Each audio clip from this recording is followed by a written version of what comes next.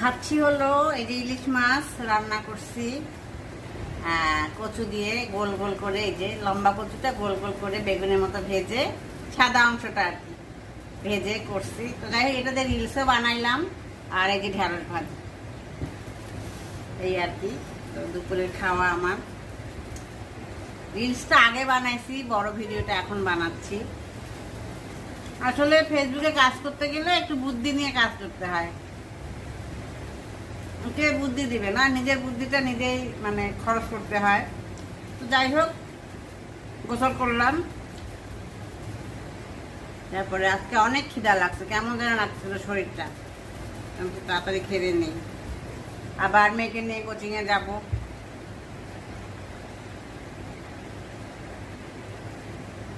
মজা হচ্ছে কচুটা। এই কচুটা আমি নিজে নিজে একদিন করলাম, দেখি তো এইভাবে ভেজে রান্না করি কেমন হয়।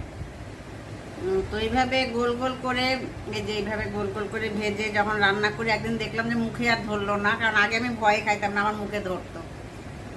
হলুদ লবণ মাখায় মানে ভাজতে হয়।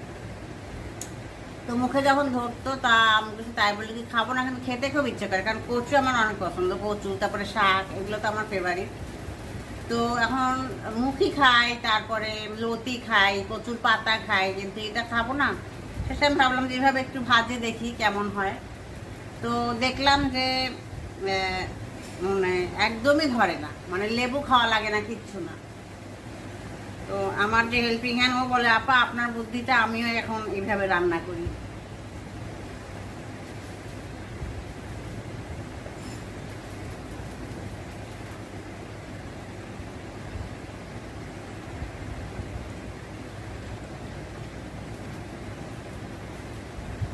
ঢেঁড়স ভাজি ভালো লাগে খাইতে, রান্নাটাও ভালো লাগে। ঢেঁড়সে আসলে সব রকম ইয়াটাই ভালো লাগে। আমি একটু মাঝে মাঝে গোটা গোটা দেই, তরকারিতে দেই, তারপরে মুরগিতে দেই, মাছে দেই গোটা গোটা করে।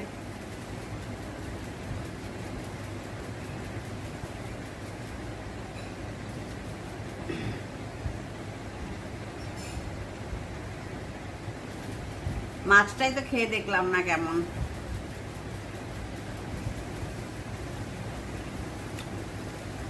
বড় বড় দুটো ইলিশ মাছ আমার হাজবেন্ড নিয়ে আসছে বাজার থেকে শুক্রবার, কালকে।